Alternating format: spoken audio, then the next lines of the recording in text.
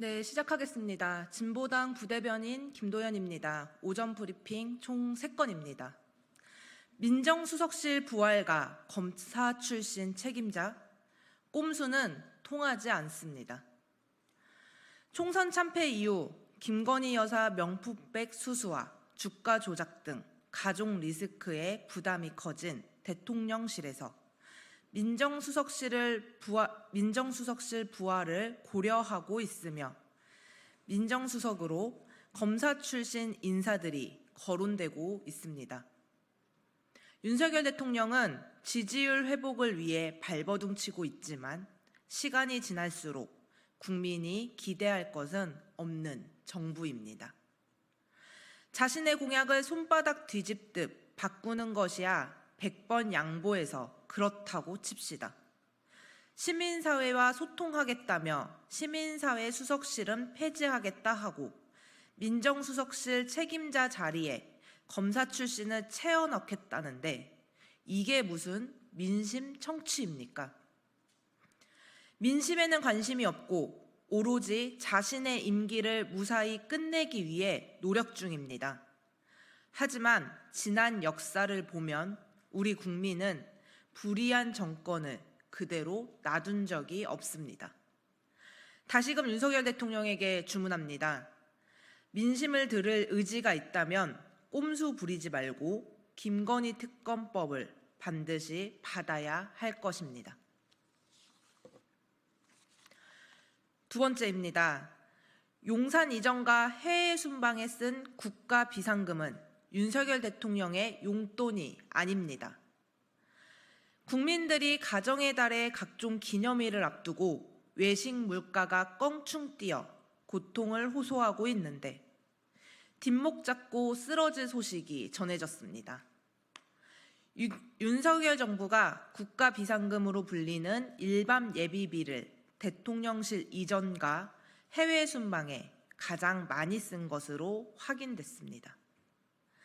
지난 2022년엔 용산 대통령실 이전에 650억, 2023년에 해외 순방 외교로 532억을 썼습니다.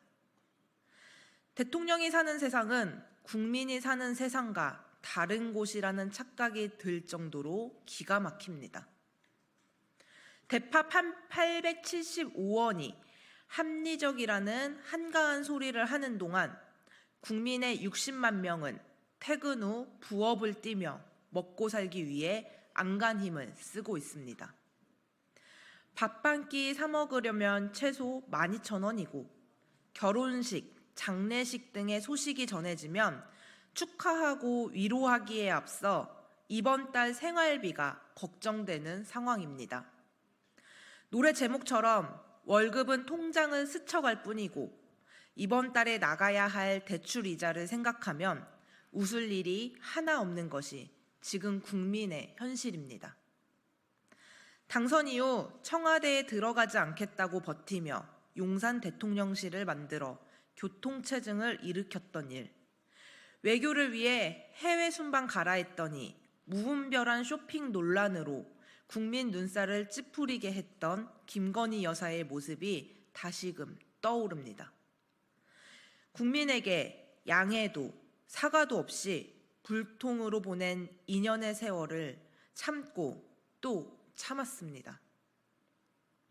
국민은 더 이상 참을 인내심이 없습니다. 국민의 삶을 지켜내지 못하겠다면 그 자리를 지킬 자격이 없습니다. 마지막입니다. 한반도 평화, 국민 안전을 위한다면 SM3 도입 결정 재검토가 필요합니다. 8,039억. 들어도 상상조차 되지 않는 금액입니다. 윤석열 정부가 이 엄청난 예산을 들여 앞으로 5년 동안 무기를 구입하기로 했습니다.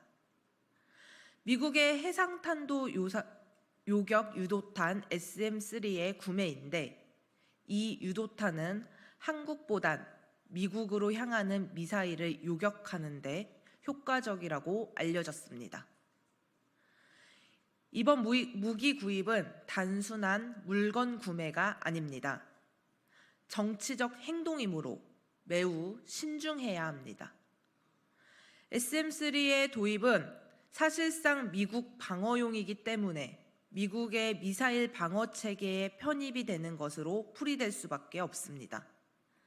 때문에 전략적 요충지로 일컬어지는 한반도에서 우리가 어떤 행동을 보이는지 전 세계가 지켜보고 있습니다. 힘에 의한 평화는 불가능합니다. 여러 번 인내심을 갖고 직언해 왔습니다. 그러나 여전히 듣지 않는 윤석열 정부입니다. 진정으로 한반도의 안보와 국민 안전을 생각한다면 이번 구입 결정을 철회하고 전면 재검토해야 합니다. 이상입니다.